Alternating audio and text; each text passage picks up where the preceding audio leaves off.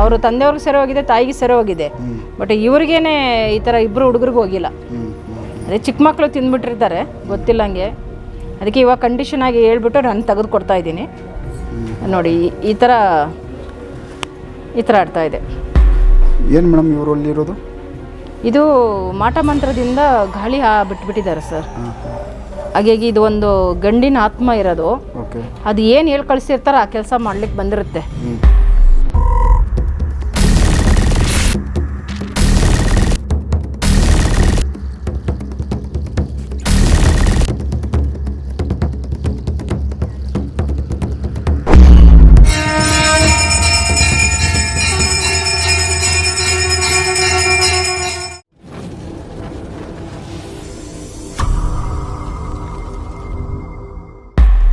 ಏನು ಮೇಡಮ್ ಇದು?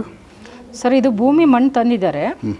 ಅವರು ಕೋಳಿ ಫಾರಮ್ ಮಾಡಬೇಕು, ಇಲ್ಲಿ ಮಾಡಿದರೆ ಚೆನ್ನಾಗಾಗುತ್ತಾ ಅಂತ ಕೇಳ್ತಾ ಇದ್ದಾರೆ. ನಾನಂದೇ ಇದು ಮಣ್ಣು ನೋಡಿಬಿಟ್ಟು ಇಲ್ಲಿ ಮಾಡಿದರೆ ಲಾಸ್ ಆಗ್ತೀರಾ ಬೇಡ ಅಂತ ಹೇಳ್ತಾ ಇದ್ದೀನಿ. ಕಾರಣ ಏನಂದರೆ ಇಲ್ಲಿ ಮಾಟ ಮಂತ್ರ ಆಗಿದೆ. ಮಾಟ ಮಂತ್ರ ಆಗಿ 4 ಮೂಲೆಯಲ್ಲಿ ಊತಾಕಿದ್ದಾರೆ ಮತ್ತು ಸೆಂಟ್ರಿಗೆ ಇಟ್ಟಿದ್ದಾರೆ. ಹಾಗಾಗಿ ಇದು ಬಿಸ್ನೆಸ್ ಮಾಡಿದರೆ ಲಾಸ್ ಆಗ್ತೀರಾ ಬೇಡ ಅಂತ ನಾನು ಹೇಳ್ತಾ ಇದ್ದೀನಿ. ಅವರು ಆಯ್ತಮ್ಮ ಅಂತ ಹೇಳಿದ್ದಾರೆ. ಅದೆಲ್ಲ ಕ್ಲೀನ್ ಮಾಡಿಕೊಂಡು ಅದರಲ್ಲೇ ಕ್ಲಿಯರ್ ಮಾಡ್ಕೊಂಡು ಆಮೇಲೆ ನೀವು ಮಾಡಿ ಸಕ್ಸಸ್ ಆಗ್ತೀರಾ.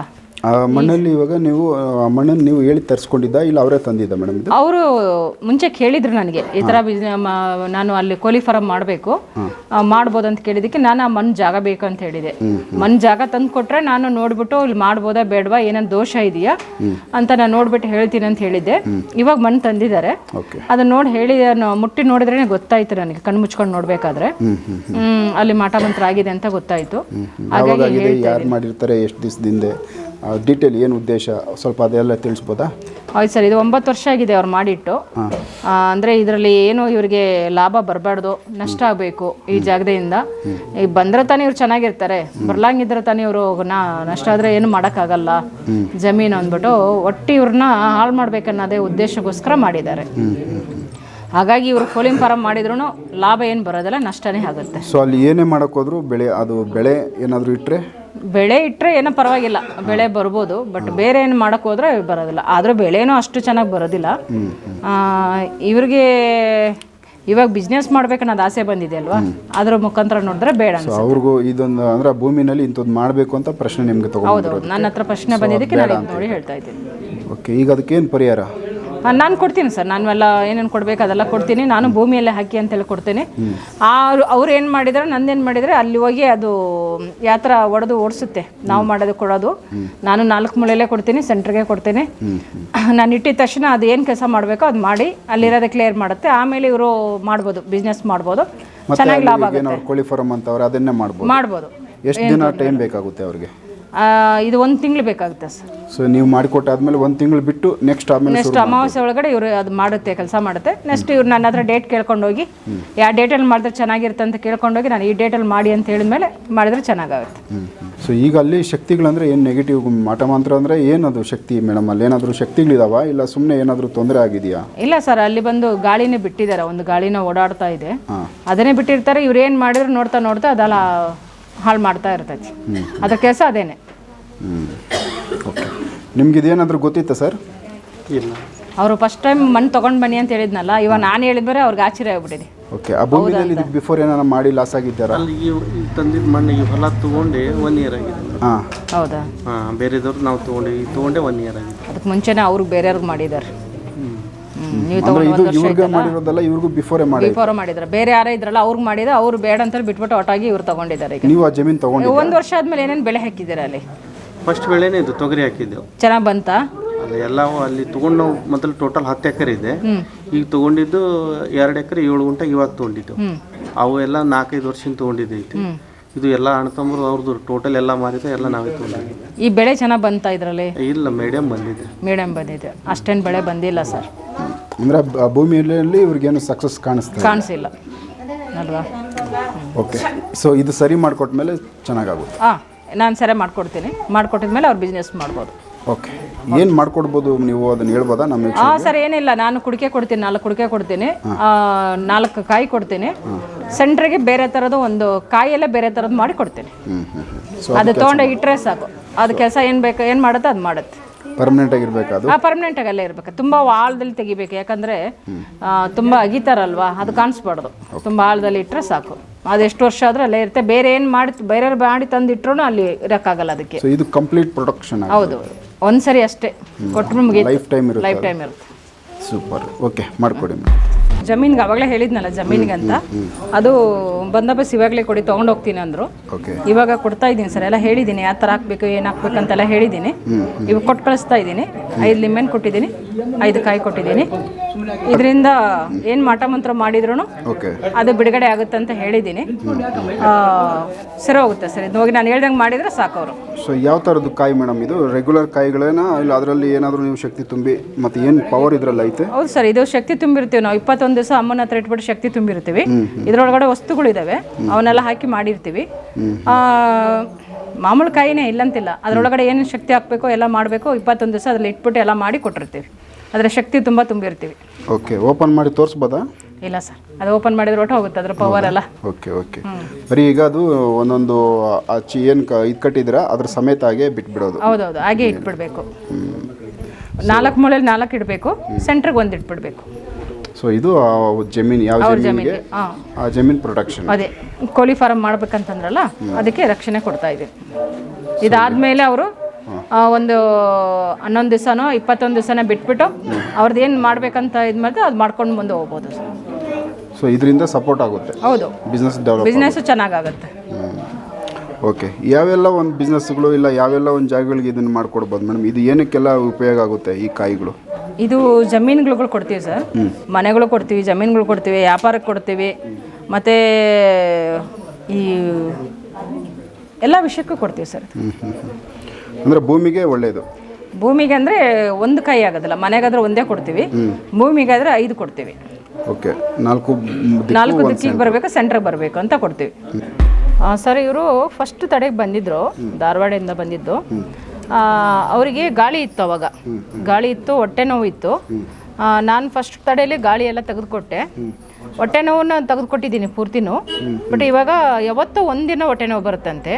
ಮುಂಚೆ ಡೈಲಿ ಹೊಟ್ಟೆ ನೋವು ಬರೋದು ಅವರಿಗೆ. ಹೊಟ್ಟೆ ನೋವು ಬಂದ್ಬಿಟ್ಟು ಈ ಥರ ಚುಚ್ಚೋ ಥರ, ಪಿನ್ ತೊಗೊಂಡು ಚುಚ್ಚೋ ಥರ ಹೊಟ್ಟೆ ನೋವು ಬರ್ತಾ ಇತ್ತಂತೆ. ಸರಿ ಅಂತ ಫಸ್ಟ್ ಟೈಮಲ್ಲಿ ಗಾಳಿ ಓಡಿಸಿ ಹೊಟ್ಟೆ ನೋವು ತೆಗೆದುಕೊಟ್ಟಿದ್ದೆ. ಇವಾಗ ತಿಂಗಳಿಗೊಂದ್ಸರಿ ಹೊಟ್ಟೆ ನೋವು ಬರ್ತಾ ಇದೆ ಅಂತ ಹೇಳಿದ್ದಾರೆ. ಇವತ್ತು ಅಮಾವಾಸ್ಯೆ ಇರೋದಕ್ಕೆ ಇವತ್ತು ಸ್ವಲ್ಪ ಜಾಸ್ತಿ ಬಂದಿದೆ ಅವ್ರ ನೋವು ಅಂತ ಹೇಳ್ತಿದ್ದಾರೆ. ಅದಕ್ಕೆ ಇವಾಗ ತಡೆ ಓಡಿಸ್ಬಿಟ್ಟು ಇವ್ರಿಗೆ ಇವಾಗ ಇದನ್ನ ನೋವನ್ನು ತೆಗಿತಾ ಇದ್ದೀನಿ ಸರ್. ಅದು ಈ ಬಾಳೆನಲ್ಲಿ ತೆಗಿತಾ ಇದ್ದೀನಿ. ಈ ಬಾಳೆನಲ್ಲಿ ಎಲ್ಲ ನೋವನ್ನ ಹೇಳ್ಕೊಂಡ್ಬಿಡ್ತೀನಿ. ಅಂದರೆ ಇದು ಬಾಳೆಹಣ್ಣಲ್ಲಿ ಮೊದಲೊಂದು ಪ್ರಯೋಗ ಮಾಡಿದ್ರಲ್ಲ?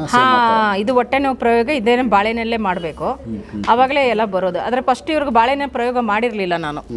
ಅಂದರೆ ಗಾಳಿ ಇತ್ತಲ್ಲ, ಫಸ್ಟು ಗಾಳಿ ತೆಗೆದು ಕೊಟ್ಬಿಡೋಣ, ನೆಕ್ಸ್ಟ್ 2ನೇ ತಡೆ ಬಂದಾಗ ಬಾಳೆನ ಪ್ರಯೋಗ ಮಾಡಿ ಹೊಟ್ಟೆ ನೋವು ತೆಗೆಯೋಣ ಅಂತ ಇದ್ದೆ. ಬಟ್ ಗಾಳಿ ಎಲ್ಲ ಪೂರ್ತಿ ಹೋಗ್ಬಿಟ್ಟಿದೆ. ಇವಾಗ ಈ ಹೊಟ್ಟೆ ನೋವನ್ನು ಪೂರ್ತಿ ತೆಗೆದುಬಿಡ್ತೀನಿ ಸರ್. ಇದು ಕಪ್ಪಸ್ತಾ ಇದ್ದೀನಿ. ಸೊ ಅದು ಬಟ್ಟೆ ಮೇಲೆ ಹಚ್ಚಿದ್ರು ಕೂಡ ಅದು ರಿಸಲ್ಟ್? ಅದು ಲೇಡೀಸ್ ಅಲ್ವಾ, ಅದಕ್ಕಾಗಿ ಬಟ್ಟೆ ಮೇಲೆನೇ ಹಚ್ಬಿಡ್ತೇವೆ. ಓಕೆ. ಇದು ಈ ಒಕ್ಕಳು ಇದೆಯಲ್ಲ ಸರ್, ಒಕ್ಕಳಿಗೆ ನೇರವಾಗಿ ಇಟ್ಬಿಟ್ಟಿಂಗೆ ಇದನ್ನ ಚುಚ್ಚಿಬಿಟ್ಟು ಮಂತ್ರ ಹೇಳಿ ಅದರಲ್ಲಿಂದ ತೆಗಿಬೇಕು. ಇವಾಗ ಒಂದು ಲವಂಗ ಹಾಕ್ತಾ ಇದ್ದೀನಿ ಸರ್. ಲವಂಗ ಅಂದರೆ ಇದು ಚುಚ್ಚ ಥರ ಆಗ್ತಾ ಇದೆ ಅಂತ ಅವ್ರಿಗೆ. ಯಾಕಂದರೆ ಒಂದು ಪಿನ್ ತೊಗೊಂಡು ಚುಚ್ಚ ಥರ ಅದ್ರ ಒಬ್ಬರಿಗೆ. ಹೌದು, ಅದು ಬೇರೆ ನೋವು. ಅದು ಬಂದು ಊಟ ಮಾಡ್ಲಂಗಿರೋಕ್ಕೆ ಅದು ಒಂಥರ ಬೇರೆ ಥರ ಇತ್ತು ಪ್ರಯೋಗ. ಇದು ಬಂದು ಚುಚ್ಚ ಥರ, ಹಾಗಾಗಿ ಇದಕ್ಕೆ ಲವಂಗ ಮಿಕ್ಸ್ ಮಾಡ್ತಾ ಇದ್ದೀನಿ. ಲಾಸ್ಟು ಫಿನಿಶಿಂಗ್ ಮಾಡೋದು ಕ್ರಾಸಾಗಿ ಮಾಡಿದರೆ ಮುಗಿದೋಯ್ತು ಸರ್.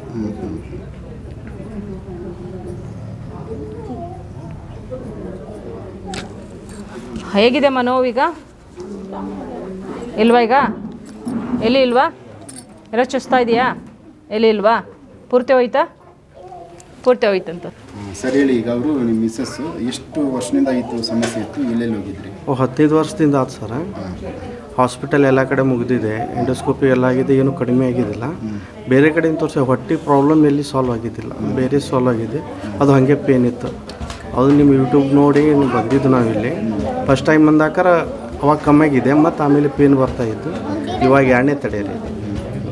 ಅದು ಯಾವ ಥರ ನಿಮ್ಗೆ ಏನು ಹೇಳೋರು ಅವರು? ಯಾವ ಥರ ಅದು ಕಂಟಿನ್ಯೂ ಪೇನ್ ಇರ್ತಿತ್ತು. ಅದು ಮಳೆ ಅಂದರೆ ಸೂಜಿ? ಹಾಂ, ಚುಚ್ಚದಂಗೆ ಆಗ್ತಿತ್ತು, ಪೇನ್ ಇರ್ತಿತ್ತು. ಸೊ ಅದು ನಿಮಗೆ ಎಲ್ಲಿ ಇದು ಏನಂತ ಗೊತ್ತಾಗ್ತಾ ಇರಲಿಲ್ಲ, ಆಸ್ಪತ್ರೆಯಲ್ಲಿ ಅದಕ್ಕೆ ಟ್ರೀಟ್ಮೆಂಟ್ ಏನು ಗೊತ್ತಾಗಿಲ್ಲ.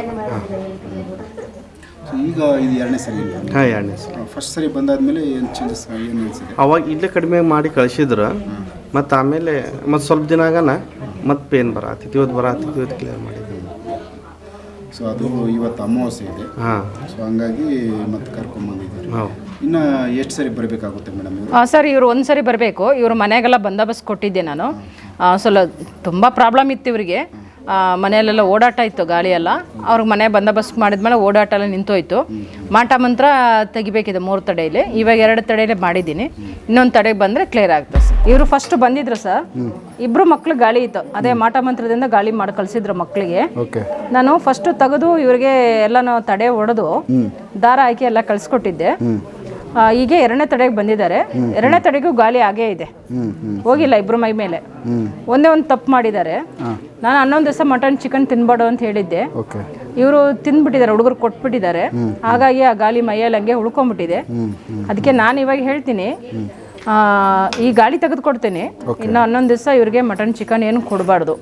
ಅಲ್ಲ, ಈಗ ಒಂದ್ಸರಿ ತೆಗ್ದಾದ್ಮೇಲೆ ನೀವು ಅವರು 11 ದಿವಸ ಬೈ ಚಾನ್ಸ್ ಏನಾದ್ರು ತಿಂದರೆ ಇದು ವಾಪಸ್ಸು ಅದು ನೀವೇನೇ ಮಾಡಿದ್ರು ಅದು ವೇಸ್ಟ್ ಆಗಿಬಿಡುತ್ತಾ? ಹೌದೌದು, ಬಂದ್ಬಿಡುತ್ತೆ. ಅದೇ ಕಾಯ್ತಾ ಇರುತ್ತೆ ಅದು. ಇವಾಗ ಅದಕ್ಕೆ ಟೈಮ್ ಇರುತ್ತೆ. ನಾವು 11 ದಿವಸ ಹೇಳೋದು ಅದಕ್ಕೇನೆ. 11 ದಿವಸ ಒಳಗಡೆ ಅದು ಬಂದು ಸೇರ್ಕೋಬಾರ್ದು ಅಂತಲೇ ನಾವು ಟೈಮ್ ಹೇಳಿರ್ತೀವಿ. ಆ 11 ದಿವಸ ಇವರು ಕರೆಕ್ಟಾಗಿ ನಡೆದ್ಬಿಟ್ರೆ ಅದು ಬಿಟ್ಬಿಟ್ಟು ಹೊಟ್ಟೋಗ್ಬಿಡುತ್ತೆ. 11 ದಿವಸ ಒಳಗಡೆ ಏನಾರು ಇವರು ಮಟನ್ ಚಿಕನ್ ನಾವು ಹೇಳ್ದಂಗೆ ಪಾಲಿಸ್ಲಿಕ್ಕಂದ್ರೆ ತಿರುಗಿ ರಿಟರ್ನ್ ಬಂದ್ಬಿಡುತ್ತೆ. ನೋಡಿ ಸರ್, ಇವಾಗಲೇ ತೋರಿಸ್ತೀನಿ ನೋಡಿ. ಚಿಕ್ಕ ಮಕ್ಕಳು ಇವರು, ಇವ್ರಿಗೆ ಈ ಥರ ಆದರೆ ದೊಡ್ಡವ್ರಿಗೆ ಏನು, ಈ ಥರ ಚಿಕ್ಕ ಮಕ್ಕಳಿಗೆ ಈ ಥರ ಮಾಡ್ತಾ ಇದ್ದಾರೆ. ಅಂದರೆ ಏನಾಗ್ತಾ ಇದೆ ಮೇಡಮ್ ಅವ್ರಿಗೆ? ಇದು ಗಾಳಿ ಮೈಯಲ್ಲಿದೆ ಸರ್. ನಾನು ಕೈ ಇಟ್ಟಿದ ತಕ್ಷಣ ಅದಕ್ಕೆ ಭಯ, ಗಾಳಿಗೆ ಭಯ ಆಗ್ಬಿಡುತ್ತೆ. ಅದಕ್ಕಾಗಿ ಈ ಥರ ಆಡ್ತಾ ಇರುತ್ತೆ. ಅಂದರೆ ಅದು ಅಂದರೆ ತಪ್ಸ್ಕೊತಾ ಇದೆ ಅಂತನಾ? ಹೌದೌದು. ಈಗ ತಪ್ಸ್ಕೊಳ್ಳೋದಂದ್ರೆ ಇವ್ರು ಮಾಡಿದ ಒಂದೇ ಒಂದು ತಪ್ಪು. ಇಲ್ಲಾಂದ್ರೆ ಅದು 11 ದಿವಸ ತಪ್ಸ್ಕೊಂತಾರಿಲ್ಲ. ಅವರು ತಂದೆಯವ್ರಿಗೆ ಸೆರೆ ಹೋಗಿದೆ, ತಾಯಿಗೆ ಸೆರೆ ಹೋಗಿದೆ. ಬಟ್ ಇವ್ರಿಗೇನೆ ಈ ಥರ 2 ಹುಡುಗರಿಗೆ ಹೋಗಿಲ್ಲ. ಅದೇ ಚಿಕ್ಕ ಮಕ್ಕಳು ತಿಂದ್ಬಿಟ್ಟಿರ್ತಾರೆ, ಗೊತ್ತಿಲ್ಲಂಗೆ. ಅದಕ್ಕೆ ಇವಾಗ ಕಂಡೀಷನ್ ಆಗಿ ಹೇಳ್ಬಿಟ್ಟು ನಾನು ತೆಗೆದು ಕೊಡ್ತಾ ಇದ್ದೀನಿ. ನೋಡಿ, ಈ ಥರ ಆಡ್ತಾ ಇದೆ. ಏನು ಮೇಡಮ್ ಇವರಲ್ಲಿರೋದು? ಇದು ಮಾಟ ಮಂತ್ರದಿಂದ ಗಾಳಿ ಬಿಟ್ಬಿಟ್ಟಿದ್ದಾರೆ ಸರ್. ಹಾಗಾಗಿ ಇದು ಒಂದು ಗಂಡಿನ ಆತ್ಮ ಇರೋದು. ಅದು ಏನು ಹೇಳಿ ಕಳಿಸಿರ್ತಾರೋ ಆ ಕೆಲಸ ಮಾಡ್ಲಿಕ್ಕೆ ಬಂದಿರುತ್ತೆ. ಓದಬಾರ್ದು ಚೆನ್ನಾಗಿ ಮಕ್ಕಳು, ಹಠ ಮಾಡಬೇಕು, ಮತ್ತು ಇದು ಬಾಡಿ ಎಲ್ಲ ವೀಕ್ನೆಸ್ ಆಗಬೇಕು. ಇವನ್ ಬೇಗ ಅವ್ರ ಮಕ್ಕಳು ನೋವು ನೋಡ್ತಾ ಇರ್ಬೇಕು. ಇವರು ನೋವು ಅವರ ತಂದೆ ತಾಯಿ ಬಂದು ಇವ್ರಿಗೆ ತೊಂದರೆ ಆಗೋದನ್ನ ನೋಡಿ ಅವರು ಕಷ್ಟ ಅನುಭವಿಸ್ತಾರಲ್ಲ, ಅದನ್ನು ಅವ್ರು ಸಂತೋಷ ಪಡ್ತಾ ಇರ್ತಾರೆ. ಈ ಥರ ಮಾಡಿ ಕಳಿಸಿದ್ದಾರೆ ನೋಡಿ. ನಿಂತ್ಕೊಂತಾನೆ ಇಲ್ಲ. ಇವಾಗ ನಾನು ಕೈ ಬಿಟ್ಟಿದ ತಕ್ಷಣ ನೋಡಿ, ಈ ಸುಮ್ಮನೆ ಹಿಂಗೆ ಕೈ ಇಡಲಿ, ಎಷ್ಟೇ ಕೈ ಇಡಲಿ ಶುರುವಾಗುತ್ತೆ. ಸೊ ಇದು ಇಬ್ಬರಿಗೂ ಇದೆ? ಹೌದು ಸರ್, ಇಬ್ರಿಗೂ ಇದೆ. ಬಾಪ ನೀನು ಮುಂದೆ ಕಣ್ಮುಚ್ಚು.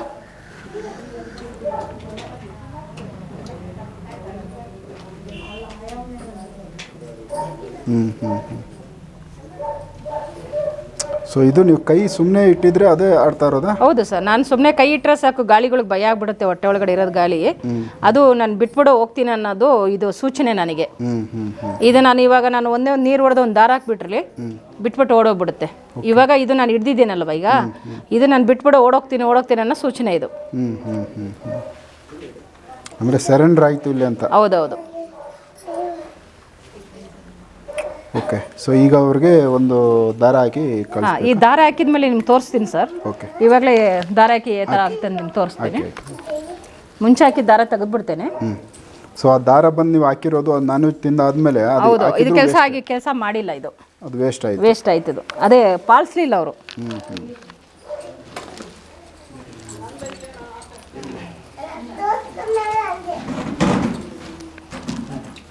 ಇವಾಗಿಲ್ಲ ಸರ್. ಓಕೆ, ಈಗ ಅದು ಕ್ಲಿಯರ್ ಆಯಿತು. ಕಣ್ಮುಚ್ಚ. ಅಂದರೆ ಅದು ಬಿಟ್ಟು ಹೋಯ್ತು ಅಂತನಾ? ಬಿಟ್ಟು ಹೋಯ್ತು. ಒಂದೇ ದಾರ. ಇದ್ರೆ ರಾಡಲ್ಲೇ ನಿಮಗೆ ಕ್ಲೋಸಿಂಗ್ ರಾಡಲ್ಲಿ ತೋರಿಸ್ತೇನೆ. ಇದು ಗಾಳಿ ಇದ್ರೆ ಕ್ರಾಸ್ ಆಗುತ್ತೆ ಸರ್. ಹೌದು. ಗಾಳಿ ಇಲ್ಲ ಅಂದ್ರೆ ಓಪನ್ ಆಗುತ್ತೆ. ಅಂದರೆ ಆವಾಗಲೇ ತೋರಿಸಿದ್ರೆ ಅದು ಕ್ಲಾರಿಟಿ ಅದು ಹಾಂ ಇರಲಿ.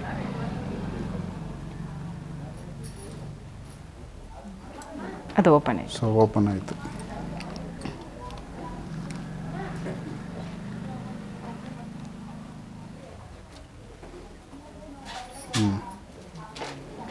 ಇವಾಗ ಕ್ಲಿಯರ್ ಹೋಯ್ತು ಆಯಿತು ಅಂತ ಅಂತ ಕ್ಲಿಯರ್ ಆಯಿತು ಅಂತ. ಓಕೆ. ಈಗ ಇವರು 11 ದಿವಸ ಏನೇನು ತಿನ್ನಬಾರ್ದು? ಹೌದು ಸರ್, 11 ದಿವಸ ಮಟನ್ ಚಿಕನು ಏನು ತಿನ್ನಬಾರ್ದು, ಮೊಟ್ಟೆ ಸಹಿತ ತಿನ್ನಬಾರ್ದು. ಅದು ಸ್ಕೂಲಲ್ಲಿ ಕೊಟ್ಬಿಟ್ಟಿದ್ದಾರೆ ಅಂತ ಹೇಳ್ತಾ ಇದ್ದಾರೆ, ಅಲ್ಲಿ ಹೋಗ್ತಾರಲ್ಲ ಅಲ್ಲಿ ಕೊಟ್ಬಿಡ್ತಾರೆ ಅಂತ, ಅದಕ್ಕೆ ಹೇಳಿದ್ದೀನಿ ಸ್ವಲ್ಪ ಅವಾಯ್ಡ್ ಮಾಡಿ ಅಂತ ಹೇಳಿದ್ದೀನಿ. ಈಗ ಮಾಡಿದರೆ ಅವರು ಸರಿ ಹೋಗ್ತಾರೆ ಸರ್. ಓಕೆ.